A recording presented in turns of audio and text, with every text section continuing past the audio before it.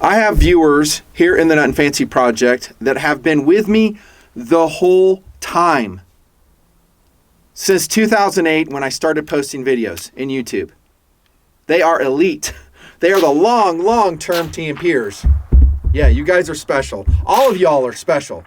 But the guys and gals who have been with me the whole time, impressive. And I have a question for you, long-term TMPers. And actually, those of you who have been with me since 2010, around that time frame, and since, can you name me some keystone guns of the project? Here's what I mean by that. When I started the Nutnfancy project, I didn't have any money to put into the project, and so what I used were my own guns that I had, my own system guns. So they're all HOF. Even to this day, they're all Hall of Famers. And I did all the reviews on what I had at the time, and I was just out there to tell the world why they are so awesome. And by the way, they all still are awesome. What are a few of those? I know you know them. There might be some surprises, though. Right, Glock 17, P226, yes. Mini 14, very good, by the way. 1022, yes, awesome, yes, 1022. And while we're in this list, how about another 22? That's a Hall of Famer. I started the project off, I think it was 2009, I posted my review on it. At least an in-field review with Last Suspect. Right, the Marlin Papoose. You knew where I was going, right? You knew where I was going. The Marlin Papoose, y'all. Designated as the best bug-out kit rifle in the world by myself. Not that that means anything. But let's pretend it does. Let's pretend it does. This is not Cerakoted. This is Duracoated in Black Hawk Coyote Tan. I did this in 2010, I believe. Really cool. It's a stainless steel Marlin Papoose. And I did an infield bug-out kit gun review. I shot centerfire like AR-15s, AK pistols, PCCs, regular pistols like a Glock. And of course, if you watch that video, what comes out on top for me in the philosophy of use of bug out kit gun, BOK, is this one right here. This one right here is amazing. The Marlin Papoose, to this day for me, ladies and gentlemen of the project, is still in the bug out kits that I have, at least 2 of them.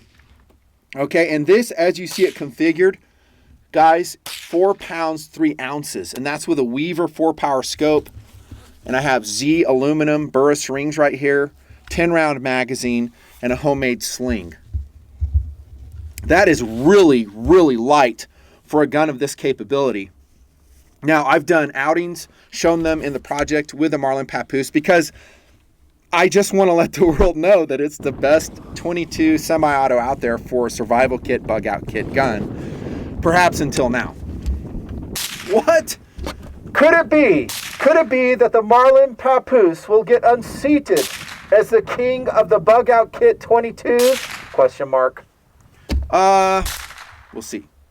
We'll see. Welcome to the bunker review of the Savage Model 64 Takedown, a buy request review from my beloved TMP donors. And if you ain't one, you should be. You're a freeloader if you ain't one. It's how I monetize. And by the way, all your creators you watch have to monetize. Otherwise, they're going to go bye-bye. They'll just quit posting. You know creators like this. If they can't monetize, they'll just quit. It's too much work. It's too expensive to do it. Model 64 Takedown bunker review. You guys are going to like this. I think it's going to be fun.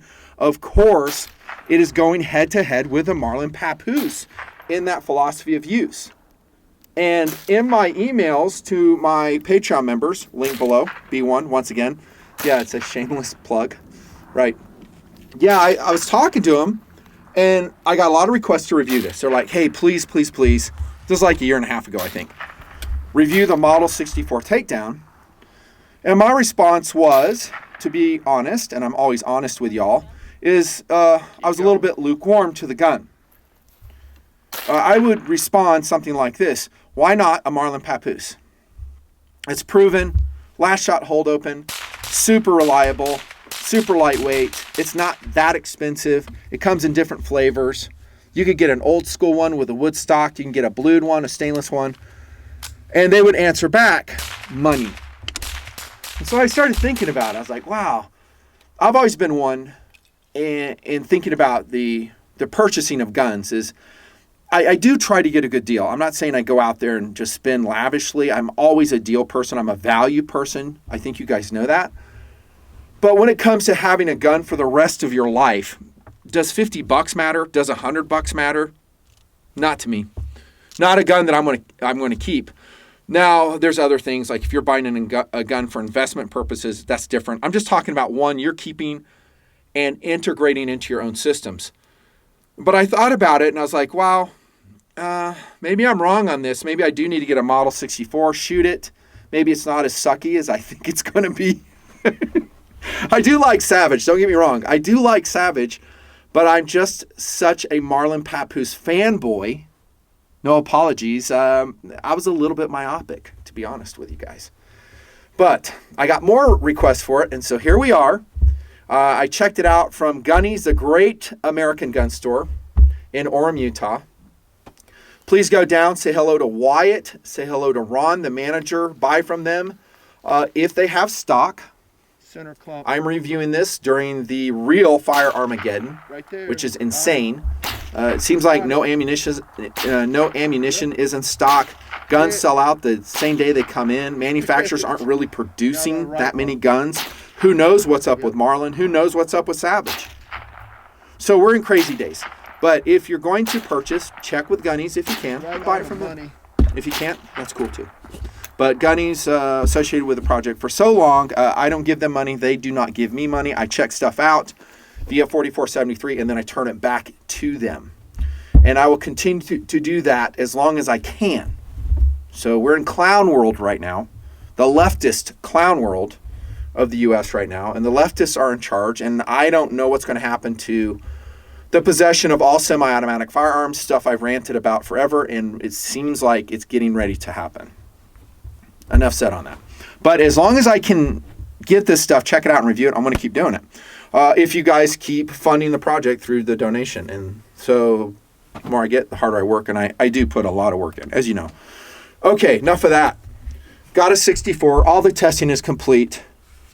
I'm going to cover philosophy of use. You know what that is, but it's still fun to talk about. Guys love it. They love it. And if you're not a donor, and maybe you just clicked on this video and you don't know who Nutnfancy is, I've been doing this a long time.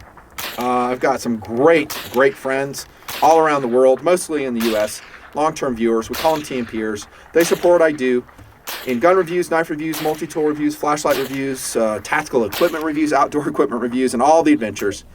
But maybe you're tuning into this thinking this is going to be a 5-minute video. Quick informational piece on the Model 64 Takedown. It probably isn't. This is infotainment. No apologies, and that's what the donors like. They've told me that over and over and over again. Like, dude, just make it the length that you wanted to make it, you know, the videos, and have fun. That's what we do here. So 64 Takedown. We'll talk about philosophy of use, features, and then would I buy it? Oh, how it shot to, and then would I buy it here in the bunker. Okay? Good times. We're going to have a great time. By the way, we're going to take a little break from the gun review. I'm going to show you the watch I'm wearing. You're going to be blown away. It's actually a Breitling Seawolf on loan from a friend, and he had me hands mod it for him. See the black hands? So I took this sucker apart and hands modded it. Beautiful watch. Beautiful watch. So cool. Would I buy one? No. What he's trying to do is trade me for this piece, and he wants like several watches that I have. And I'm thinking about it. I know. You want me to review it? And the answer is no. If I get 50,000 views per WRV watch review video, I'll do a review on, I don't know about this one, but a more expensive watch. But my price category for watch reviews is $300 or less. I will bounce out of that occasionally, but not too often. That's where guys like the value. And honestly, that's where I like it too. Okay, and then I have a holster review. That's right, a holster review. You didn't see that coming, did you? This is a CZ P10 full size, P10F. It is fantastic. Oh my goodness, what a great gun. It will be the pistol of the 22 bunker review. Crazy, huh? Olive drab. I actually like this better than the C, and I love the C. It's the same size as a Glock 19. And I have a review of this, I think a full size coming out sometime. I don't know when I'll post it. But check out this holster. And it's a universal holster. I'm going to put a link below. I don't know if I'm going to review it separately because it's pretty simple, but I'll talk about it in several videos. It's called a One Tigris, and it's a universal holster. They did not send this to me for free, by the way. They actually sell it through Amazon, and I purchased one with that donation money of which I spoke. Completely independent, and this is the holster. MOLLE capable, regular belt capable. You can probably hook it up in horizontal carry too if you worked on it. And it has a button snap right here. Then it has a parachute snap, that's what I call it, if you need ultra security. And it is removable. And it's this one right here. The lights are so bright it's hard to see. This one right here. See that snap right here?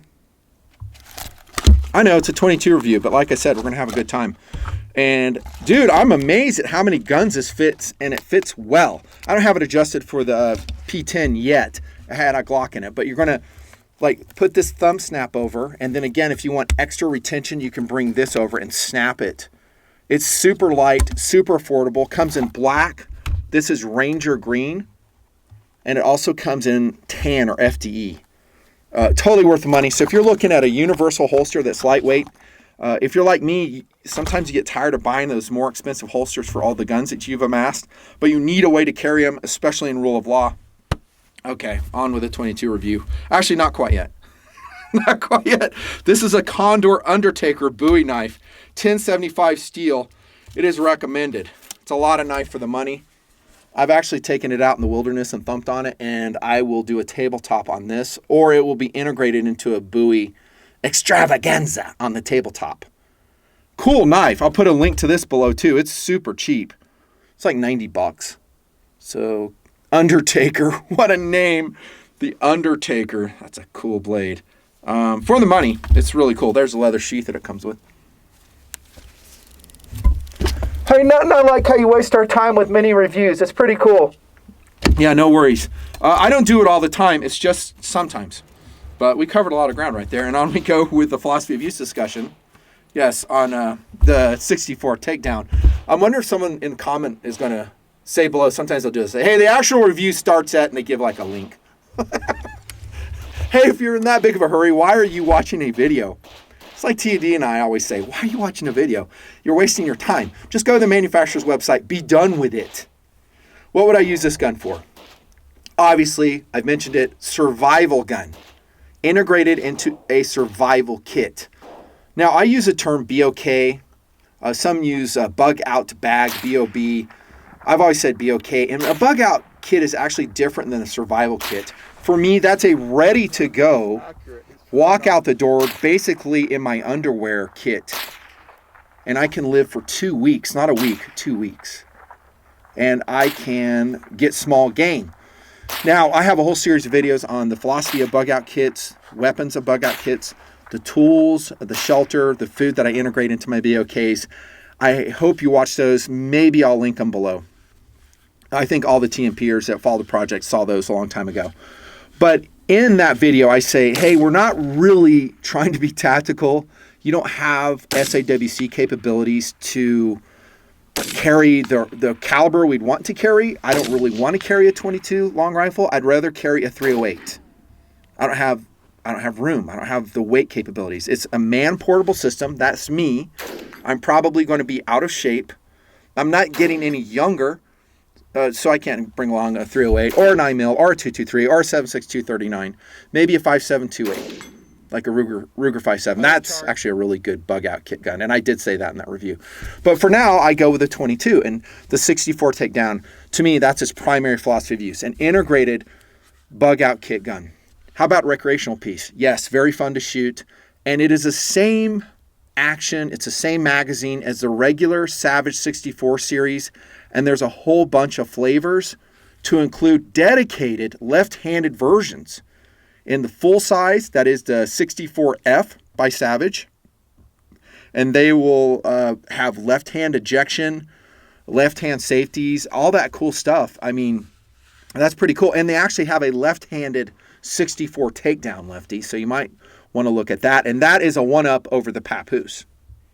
They also, in the regular 64 series, they have a heavy-barreled, full pistol grip version, threaded muzzle, and that's kind of a tactical flavor. To me, it seems like a Marlin 795. Those two guns, these two guns seem very, very similar. In fact, the Papoose and the 64 seem very, very similar in so many different ways. They shoot the same way. They feel the same way. Hard to tell them apart, really. But this review, at least for now, will function as a review, at least for me, of the entire Savage 64 series, 22 semi-automatic series. And there's a bunch of flavors. All of them are affordable for what you're getting, and as you'll see, they're extremely accurate. How about a critter getter? Absolutely, absolutely. A boating gun, yes. I was going to say airplane gun, but I would like a higher caliber if I could. Like if I'm flying as a bush pilot up in Alaska, I don't want to be rocking a 22 in bear country. Now, I'm looking at least a 30-30, preferably maybe a Marlin 1895, 1894, and 44 Magnum, if my plane can take the weight. Kind of a fun philosophy of use, just to remember that. Gift gun to your kid, absolutely. And then as a car gun, just having it with you, or a UTV gun. And a lot of the testing we did on this was out of the Wolverine XTR. And you'll see that footage as we go along there. That's philosophy of use down and dirty. Features. One thing I kind of wish it had, that it would have had a competitive advantage over the Papoose, is a threaded muzzle and just put that sight further back. But the Model 64 Takedown doesn't. Now, do we need a threaded muzzle on a takedown rifle? No. And this is a very thin barrel, so that might be another thing to consider, to, put 1/2x28 threading on it. Is that an issue? I think you could do it. I would like to see it done. Now, everybody, and I mean everybody, likes a threaded muzzle these days, even on a 22. Guys love the form factor of a takedown 22, and going back to philosophy of use, kind of a tactical stowaway rifle. I know it's in 22, but guys have been modifying these. Look at the AR-7, now owned by Henry Arms. The AR-7's been modified into a tactical, 22 for so many years, and how nice would have been had they put a TB on there. They didn't. Oh well. It's still pretty cool. A 16.5-inch carbon steel barrel. I did not see a stainless steel version of this yet, of the 64 Takedown. Now, they do make a full-size stainless steel version, and maybe in the years to come, if gun manufacturers are not sued out of existence by the Democrats, you may see a stainless steel one. So that would be rather cool. I think that is leg up Papoose, because going back to the boating rifle thing, if I incorporate it into a Zodiac, I'm going on a 7-day water trip, this thing gets wet, you're going to have to keep it lubricated so it doesn't rust. We have standard sights on here, buckhorn rear sight, and it's completely adequate. We don't have a hooded protected sight as we do on the Papoose, nor do we have a fluorescent insert like we do on the Papoose. Advantage Papoose. But these sights, like I'm saying, are adequate. And I did all my testing with open sights. Mrs. Nutnfancy helped me shoot this one, by the way. She was a crew member. She loved it, by the way. Loved it. So, I don't know. I have a scope on, if we go back to BOK rifle, I have a scope on mine. And I said in the BOK philosophies, I do like that because 22 is so diminutive and underpowered. I need to be really accurate with it. I'll stick with that. It also gives me low light capabilities. Here it is on the Papoose again. This is just a Weaver 4-power rimfire. Great, great, great little scope. High value. Works great. I'll stick with that. But you're going to, lose weight and make the gun more trim. And it's going to be a lot more stowable without it. Now, we talked about the barrel. Obviously, no pick rails. Would that have been nice? Yeah, it would have been. Maybe not up on the barrel, but down here, side pick rails would be nice. The cool thing that the 64 Takedown has that I like is it has a toolless takedown and a toolless tightening of the barrel. And all it is this barrel nut right here. So in the Papoose, you actually have a spanner wrench that you have to use, and you have to keep track of that. So advantage Savage 64 TD. Well done. Don't get too cocky here, Savage, because now we look at your receiver top, and I'll notice you don't have a 3/8 inch grooved receiver, which is a miss. Not just a miss, but a huge miss. Because now I have to go out and source scope bases, put them on. And when I grabbed this from Wyatt, by the way, I just grabbed the gun. I didn't grab the box, foolishly, because I don't want to store it and lose stuff. Maybe they're included in the box. I would hope so. But if they're not, shame on Savage, because it's just more time and hassle for you guys to go do it. I guess an upside to that is you could use centerfire rings. You don't have to use 22 3/8 inch dovetail rings for that. But if we look at the Papoose right here, it's already grooved, included, lighter weight, more simple. I like simple. The stock itself, very similar to the Papoose. The check ring's very similar. Like I said, they're just so similar to me and how they appear. I do like the raised comb on the Papoose over the 64. So you can see that has a raised comb on it, and we just have a straight stock right here. Full pistol grip, some attempt at jimping there. It's not too bad. We got a swivel stub just like the Papoose right here. We got one on the front. That is necessary. And then we have a steel 10-round magazine in the 64. The whole series uses that. And here is big advantage Papoose as far as I know. One thing that I love about the Papoose, one, is that it has last shot hold open with the stock magazines, which I talked about. So this is a stock magazine. I Duracoated it. It came in stainless steel. I bead blasted it, and it's still 100% reliable. But here's the thing. I can put in this 25-round Pro Mag, dudes. And as far as I know, they're not making it for a Savage 64. Maybe I missed it. I did look around for about 10 minutes yesterday, and no, couldn't see it. But look at this, dudes. Now we're talking. So, and by the way, I do incorporate, I think, at least one of these in my BOKs. I might have two. The thing is, I just don't have weight capabilities to take a lot of ammunition. But now we have a 26-round, 22 semi-auto that's 4 pounds, 3 ounces. That's something. That's something with last shot hold open and a quick release. So that's another thing. So when the bolt locks open, I can just slam the bolt forward, which is super sick. I love that about the Papoose. Oh, and I said with the stock mags, as you can see, it's working with the Pro Mag too. And if you're wondering, and as I've shown over the years, these Pro Mag 25 rounders for the Papoose, double thumbs up. They're awesome.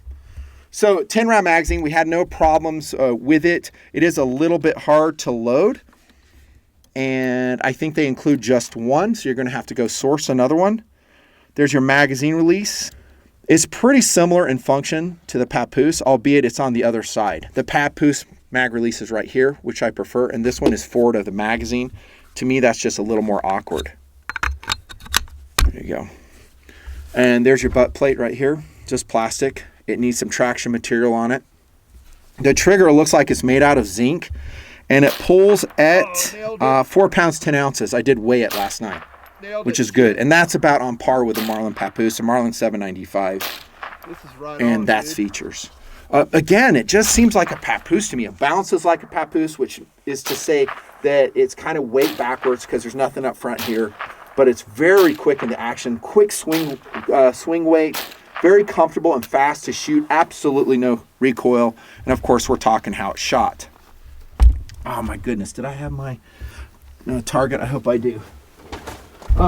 Very fun to shoot. We took it, like I said, in the Wolverine. We went up to some mountainous areas, about 10,000 feet elevation last year. We took it on like 3 outings, and every time we're having a blast with it. Mrs. Nutnfancy absolutely loved it. I have targets for other guns I'm reviewing, but here's the one from the Savage 64. And this is what I said about it. Look, open sights, 100% accurate, good trigger. So 4 pounds, what I say, 4 pounds, 10 ounces. You love that seems thing, lighter. don't you? And this is open sights at 20 yards, dudes. Cheap too. That is outstanding accuracy for iron sights from a takedown rifle. And here's the thing about the entire Savage 64 series. They are extremely accurate. They're known for that. A lot of accurate 22s. The Ruger 1022, the Marlin 795, the Papoose, also equally accurate. They're just fantastic. But it's good to know that Savage is meeting those standards. Very nice. So fun to shoot, fast to shoot. Again, I don't remember any stoppages at all. And I didn't just run CCI. I ran some promotional ammo, you know, the lower quality stuff, like that Winchester crap. I was real against that stuff. 13.5 inch length of pull. I think that's the same as a Papoose, by the way, in case you're wondering. And then we go to, would I buy this? I think the real question is, would I buy a Marlin Papoose or the Savage 64? Before I answer that, let me tell you that I really like this gun. It's a recommend. I mean, go out and buy a 64. They're so inexpensive. I think retail is like $250. Street is going to be like $200, maybe less. Buy it from Gunnies if you can find them. I don't know what the stock is doing on these. I love this gun. I really do. It does have some misses, though, that I don't like as much. I talked about the receiver. I talked about no stainless steel and no last shot holdover. Oopsie. The answer is I would buy the Marlin Papoose and pay the extra money. I know. I kind of set you up for that. But what I'm saying is it's a closer call than I thought. Sure you show the mountains. Oh, yeah, and the Marlin Papoose has already established, let's call them normal capacity magazines, because 25 rounds is not really high capacity. 100 would be high capacity. 25 rounds, a normal capacity magazine. Go Papoose. That's what I'd say, if you can find them. Again, Remington group broke up. I think Vista bought them, and then Marlin. Who knows what's going on with them, their production. You may not be able to find one, but you can always find Papooses on the used market. But that being said, if you have a Model 64 Takedown and you're going to use it in a BOK gun, I'm going to give you a thumbs up. That is a good decision. I would probably just run this one with irons for simplicity and lighter weight. And I didn't really mention that. It's a little bit heavier than the Papoose, 4 pounds, 8 ounces without nothing. So maybe it's a lot heavier than the Papoose, because a Papoose naked is 3 pounds, 5 ounces, if my records are correct. That's incredible. And configured, not with this magazine, but configured, remember, 4 pounds, 3 ounces. And if we go back to primary POU, we're talking BOK gun. Papoose wins. This is a close second, though. Close second, and it's so affordable. It'd be fun to just integrate this into your 22 collection and use it in all types of other POUs I didn't even think about, like backpacking, ATVing, putting it on the back of your dirt bike, just goofing around, keeping it as a cabin rifle, truck rifle. It's so inexpensive. It's recommended. Competitive offerings. Not too many in the takedown category, unless you go with the Ruger 1022 with a Magpul backpacker stock. That's a pretty cool system. It's going to be heavier than this, more capable, because again, it can take extended mags on that. Maybe the Henry Arms AR-7 22. I'm going to say this about Henry, and I've never said this in any video ever. I say you should buy whatever gun they come out with, because during this clown rule time, I've seen Henry Arms stand up for what's right constitutionally and for the Second Amendment like few others have. There, you're on it. Basically hanging a double bird saying, listen, we make guns, we're pro-American, screw you guys. So Henry Arms, man, you didn't see that coming, did you? Love you. Buy Henry Arms. I don't care how good or bad their guns are. Support that company. They're in New York, by the way. Bless their hearts. The AR-7, though, has a 3/8 inch receiver on it. Has an 8-round magazine. I didn't see any extended mags for that I think are reliable. I could be off on that. And it's pretty lightweight at 3.5 pounds. I would prefer both of these rifles over the Henry Arms AR-7 if we're talking about first cool. I'd buy a 64 over it. I'd buy a Papoose over it. There you go. That's what I'm saying. Sticking with it. And we are wrapping it up here in the bunker. Okay, remember, the reason I work so hard are because of the donors. Please be one. Long term. Short term doesn't help. Long term, 10 years. TMP is a long term thing. It's called a project for a reason. It means I have so much to do.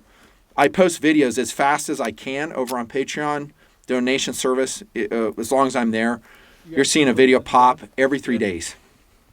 So also subscribe to my YouTube account. I'm going to post more gun reviews over there. It's easy to do. Some guys are saying, well, it doesn't have an app. I don't like YouTube because it doesn't have an app. Who cares? Apps are stupid. They can get shut down at the Apple Store or Google Play. So just play it on the browser. That's what I do for content creators that I watch. Kevin Samuels, Salty Cracker. I listen to those guys all the time. Signing off, Lieutenant Colonel Nutnfancy. Cool stuff in the bunker, by the way. Did you see that Bagara? B1422? Watch for that review. Yeah, buddy. Yeah, buddy. Recommended. We'll see you guys. Figuring. Show around. It's like the papoose.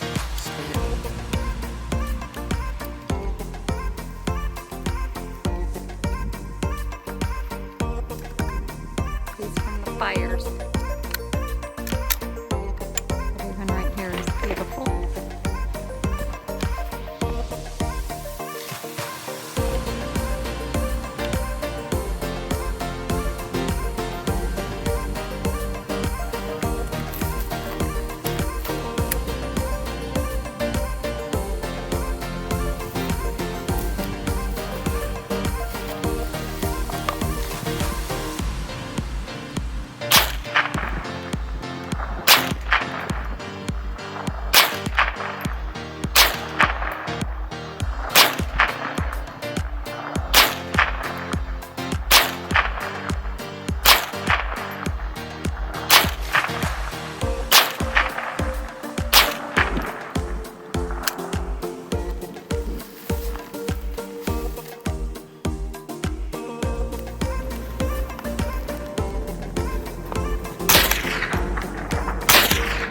There you go.